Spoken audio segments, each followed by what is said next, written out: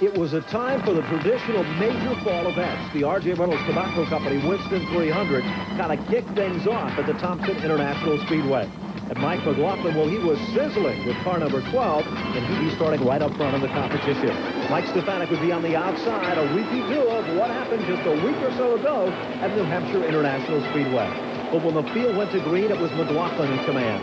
Stefanik would climb. Mike Iwanitzko would drop back on the inside as it was Hirschman who'd settled for position number 3 for a while. Then it was Iwanitzko who would battle back towards the front of the field. Jamie the Jet Tomato would get out of shape just a bit as car number U2 would lose several positions. But this event was 300 laps and a long way to go. Ricky Fuller would spin all by himself to bring out a caution so he could get to the pits. It was Mike Iwanitzko who was still battling for position number 1, but Mike McLaughlin was the star of this show.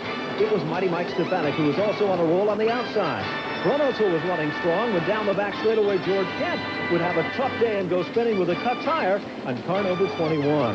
Then it was the Reds. The Race for Life machine would also have a right rear tire go down. Mighty Mike Stefanik would slam the wall hard with car number 15, ending his hopes of securing perhaps a second title. It was Mike McLaughlin still in command. Hirschman was running in second, and Doug Walcott surprised a lot of folks as he worked his way among the top 5 cars as the leading rookie. Bruce D'Alessandro would then cut a tire with car number 123, and Doug Heveron would slam the wall slightly to get a pair of white walls on car number 3. It was then car number 69 for Mike Iwanitzko to have a right front tire go soft as George Brunelsel would come down through the center of the infield and do a little sweeping of his own with car number 28 while contending for 5th. Back down on pit road, the pit crew was showing their stuff on the Coors Extra Gold machine, and McLaughlin was on a roll to get back to the front of the field. It was Hirschman who was running strong, but Satch Worley was the leader of the event as he was trying to take down a major victory at the Thompson Speedway. It was McLaughlin who had reeled him in. Closing stages of the event, Satch Worley was the leader, but the big question was for how long. The fans were loving it, on the edge of their seats in anticipation.